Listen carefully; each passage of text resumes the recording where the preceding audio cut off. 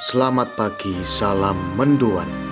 Menyatu dalam doa dan renungan dari Katedral Kristus Raja Purwokerto, Sabtu 30 Mei 2026.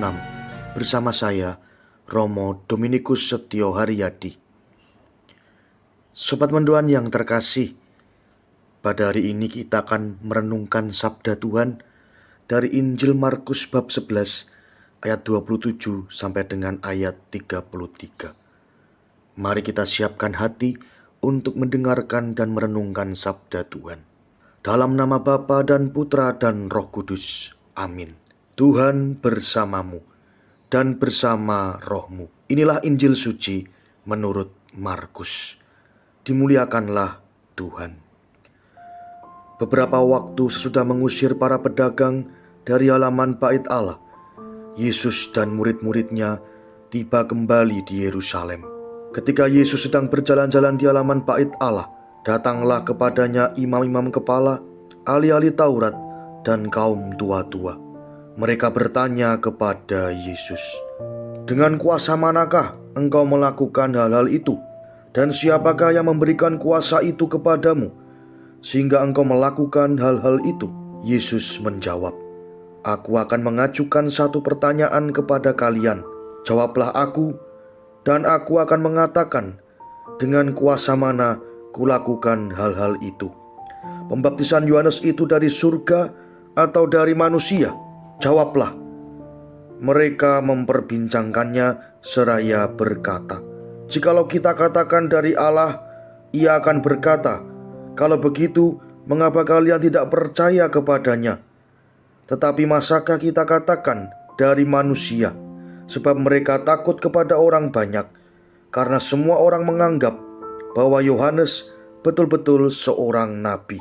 Maka mereka menjawab kepada Yesus, "Kami tidak tahu." Maka kata Yesus kepada mereka, "Jikalau demikian, aku pun takkan mengatakan kepada kalian, dengan kuasa manakah aku melakukan hal-hal itu." Demikianlah sabda Tuhan. Terpujilah Kristus. Sobat mendoan yang terkasih,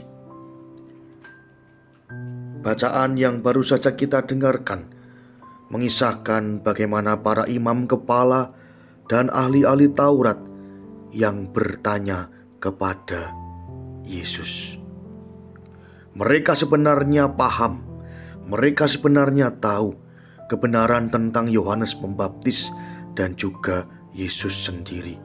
Tetapi mereka memilih untuk bertanya seolah-olah tidak tahu dan mempertanyakan kuasa Allah yang ada dalam diri Yesus.